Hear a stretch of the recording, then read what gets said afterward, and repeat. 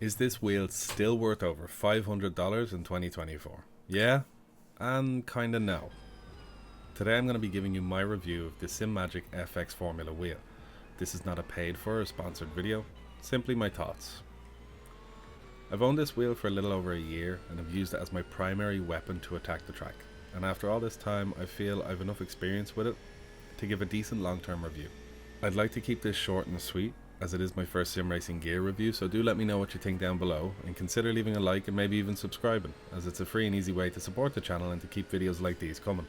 The price for this wheel currently sits in and around a cool $500 US, which is a serious price tag, but you're getting a serious wheel.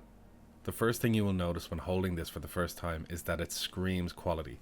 The packaging was immaculate when I got it, coming with instructions, warranty, iRacing gift card and stickers to customize the wheel, and I feel it was adequately packaged and kept safe inside of the box with nice foam and stuff so it could survive the back of the courier vans should you be getting it shipped to yourselves. If you know someone or you know what goes on in the back of those vans, you'll know what I mean. This is important.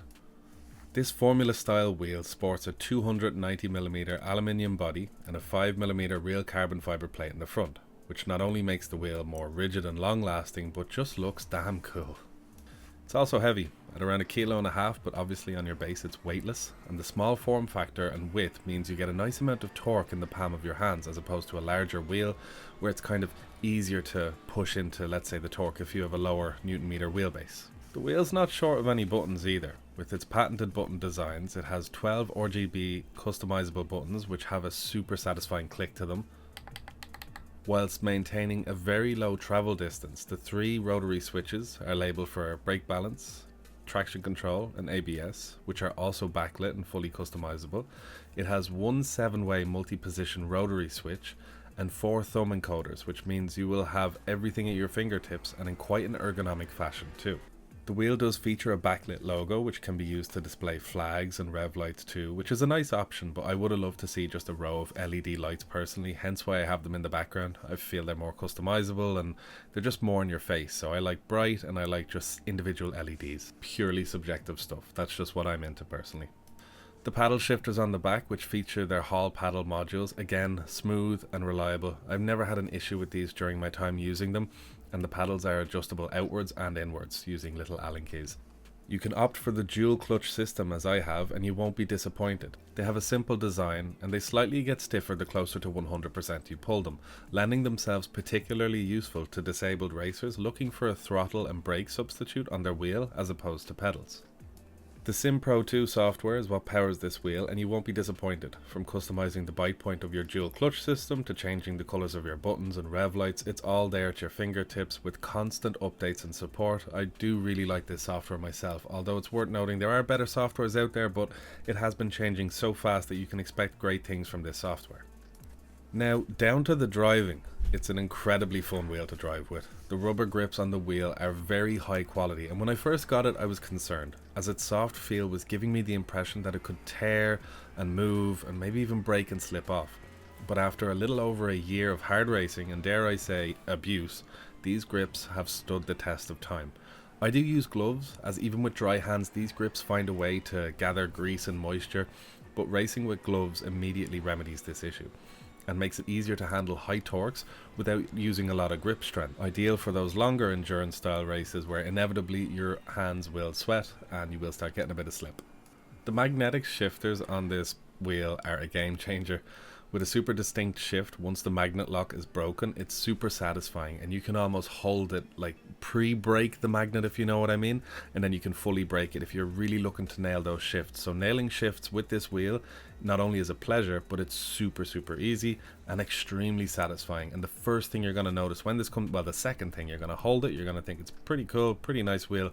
There's no flex, it's a super strong wheel. You're going to pull the shifter, you're going to be happy with where your money went. It's quite a high price tag at $500, but you know, everywhere you look on this wheel, you know, it's not hard to see where the money went. Honestly, it's a great wheel, and I'd be lying if I told you any different, but it should be with the price it commands. I do have to tip my hat to Simagic, as they have made some high-end level gear accessible to the mid-range spending market of sim racing, which is a huge bonus, and that's why I invested in Simagic myself, as I didn't have the money for a Simucube or some higher more expensive stuff.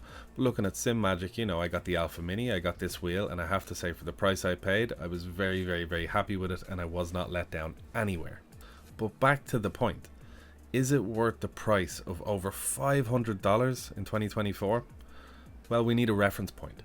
And the GT Neo, a wheel I'd love to get my hands on, as I've heard some incredible things about it, and with its Robin Hood style price tag of almost half the price of the FX wheel, it begs the question. Sure, from what I've seen and heard, the Neo is high quality, but the FX is arguably better quality. Now, not a lot, be it marginal, but still, it's not like you can't tell where the extra money went on the FX. But the thing I'm really struggling to find out here now is to say that the FX wheel is twice as better than the Neo due to it being twice the price. Personally, I would seriously question that, and I would have to factor that in if I had both these wheels in my hand and I was figuring out which one to go for.